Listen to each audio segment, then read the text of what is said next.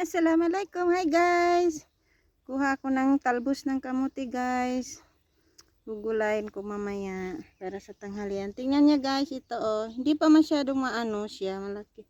Ayan, meron siya dito. Marami siya dyan guys. Ayan, so let's go.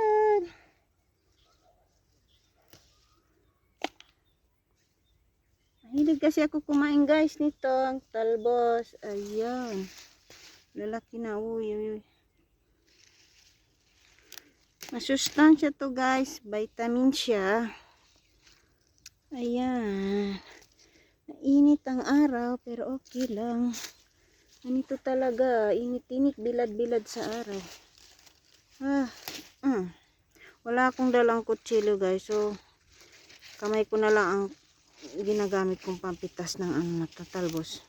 Madali lang na, hindi naman mahirap. Ayan, nakuha na ako. May dala na akong palanggana. Tara! Tinanim to guys ng aking biyanan, kaya lang hindi niya nanaanuhan.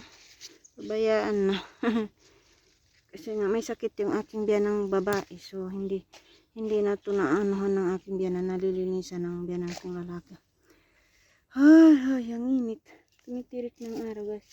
Ay, Roy, mayroon dito guys, ano siya, ano to ba itong tawag dito?